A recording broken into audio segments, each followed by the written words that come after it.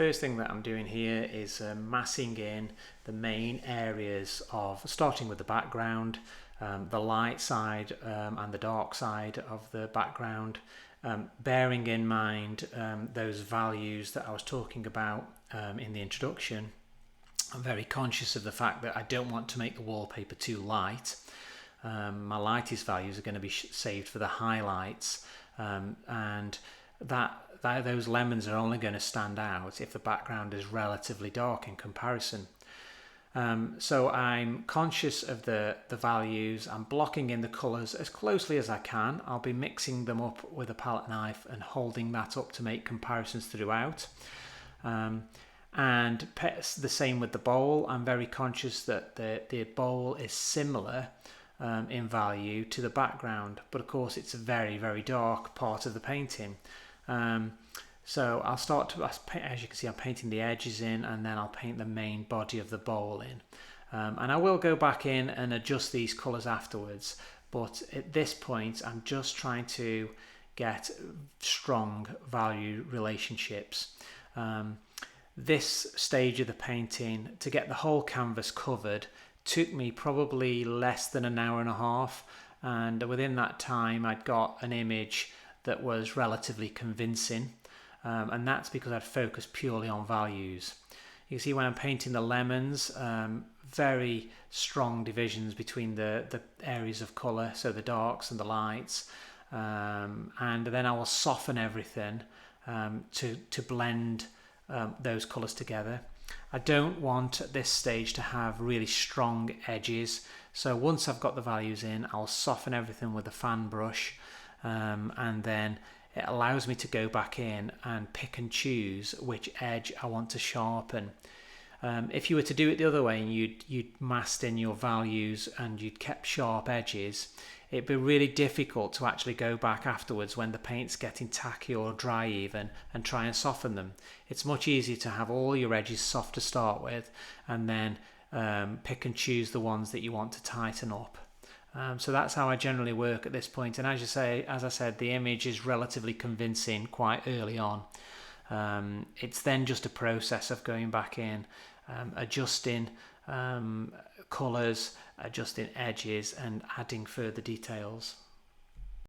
So at this point you will have seen me go back over some of the values that I'd already painted, the background most noticeably, and adjust the contrast between the light and the dark, and that's easier to actually see once you've got all of the values in.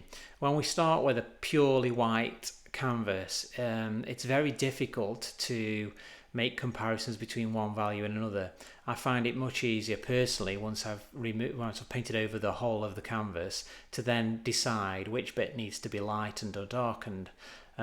So sometimes you'll see me going over areas that I've already painted and completely changing them, and that's because I noticed that the value was slightly out and it needed correcting.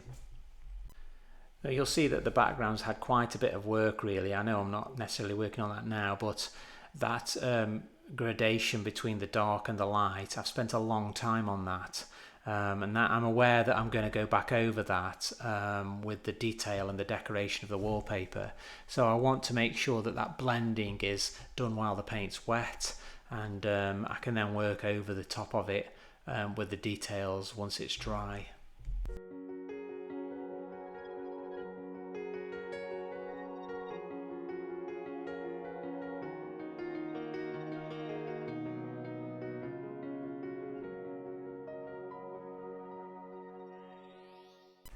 So now I've got a really strong foundation in, I can actually go in and start to add, refine the details, and start to shape the form of these objects, the lemons, the bowl, etc. And again, that's just quite a laborious process, just working over and over until you're happy with how they appear, softening edges, adjusting colours, and adding subtle details.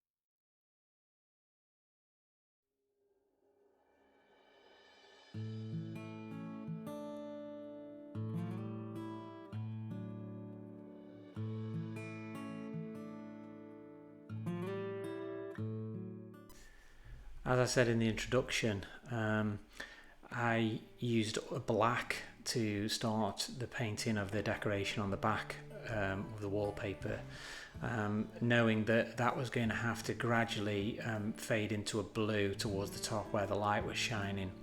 Very, very subtle, but it does make a difference. If I'd have painted the blue where the darker part of the shadow is on the background, it would have just stood out. In fact, I did hold some up at some point just to make a comparison, and it was way too light, so I had to go in there with the black.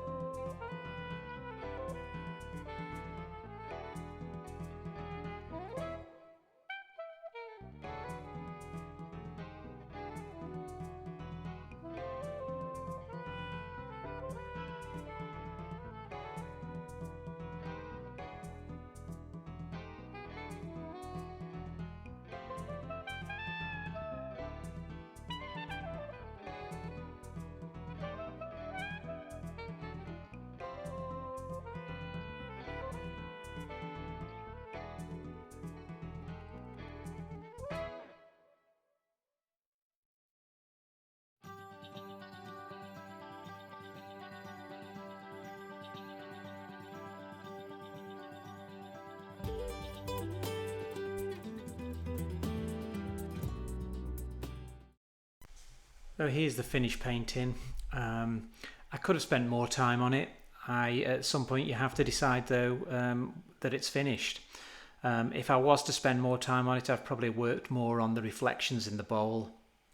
But when I set out, as I said in the introduction, the thing that I wanted to capture was the strong value contrasts between the lemons and the shadow side of the bowl.